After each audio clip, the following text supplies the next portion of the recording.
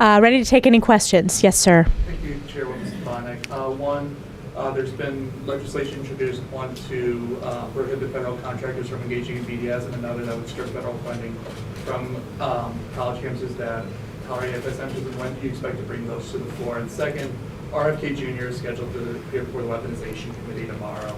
Given what he has said about the Jews and COVID and things like the Jews and Chinese are immune from COVID, shouldn't he not be testifying and instead put someone else who has been censored? Well, House Republicans condemn all forms of anti-Semitism, whether it's statements of our colleagues, whether it's statements from any American, or whether it's BDS that's happening on our college campuses. We will work through the committee process to bring the legislation that you pointed out. It's going to work through the process, and I know that a number of my colleagues here are working on various initiatives to continue to strengthen the U.S.-Israel relationship and to continue rooting out anti-Semitism. But this is a problem in the Democrat Party. What are the parties of these individuals who have made anti-Semitic comments? Democrats. It is a problem in the Democrat Party. And that number has been growing. It was not only the last Congress, it was less than 10. Now it's up to 10 Democrats in the House who voted no on the resolution to condemn anti-Semitism. This is a problem for Democrats, and they need to speak out loudly and clearly. As I said in my opening remarks today, the silence has been deafening, not only from House Democrat leadership, but from the President of the United States. Yes, ma'am.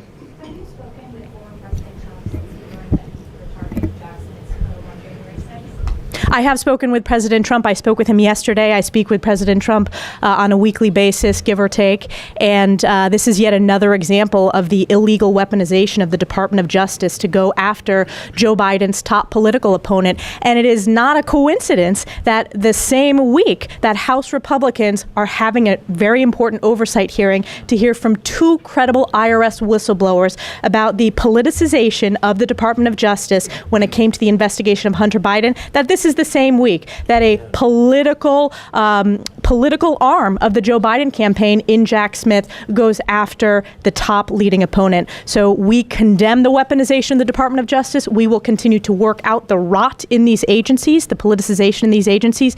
And I hope all of you in the press will focus on, again, the oversight and investigative work that House Republicans have led that have led to the realization that the Department of Justice politicized the investigation of Hunter Biden, as well as the egregious and I believe criminal entities of the multiple LLCs of foreign dollars flowed to the Biden family while Joe Biden was vice president. So yes, I spoke to President Trump.